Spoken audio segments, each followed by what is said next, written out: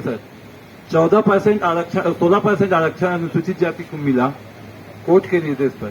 क्या सरकार को रास नहीं आ रही है? सुप्रीम कोर्ट जाने की बात हो रही है। भाई जो मिल गया इतने दिनों से तो मुश्किल से मिला है हाई कोर्ट के निर्देश पे, तो बरकरार रहे कुछ है। हाँ रत्नाकर जी इसको थोड़ा समझे।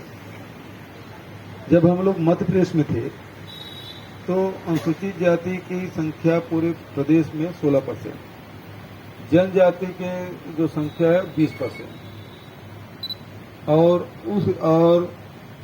तो वहाँ मध्य प्रदेश में उसी प्रकार से 16, 20 और 14 पिछड़े वर्ग को मिलता था।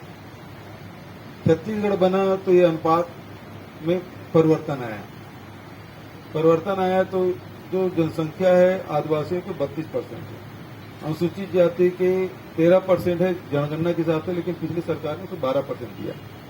पिछड़े वर्ग के जो आरक्षण उसको 14 था, 14% तक है, लेकिन तीनों को जोड़ेंगे तो 58% हुआ। सुप्रीम कोर्ट ने कहा कि 50% से अधिक नहीं दे सकते, लेकिन छत्तीसगढ़ सरकार ने उसे 58% दिया था बिना किसी तैयारी के।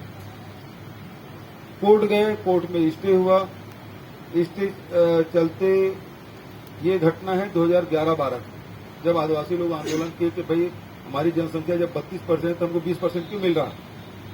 वो लोग आंदोलन किए तो फिर भारत सरकार ने भी आदेश किया था इनको दिया जाए, लेकिन उस समय दिए नहीं। 2005 का आदेश है, लेकिन 2012 में फिर आदेश निकला कि ये 58% वाला।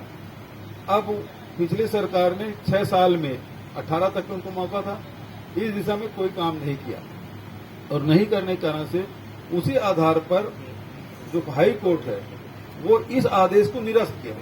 तो इस आदेश को निरस्त किया तो लागू कौन सा हुआ? जो मध्य प्रदेश के समय का जो आदेश है वो लागू हो गया। जबकि अंबेडकर साहब ने जो संविधान, उसकी अध्यक्षता में जो संविधान का निर्माण हुआ, उसमें स्पष्ट है कि अनुसूचित जाति जनजाति को उसके जनसंख्या के आधार पर उतने प्रतिशत उसको आरक्षण मिलेगा।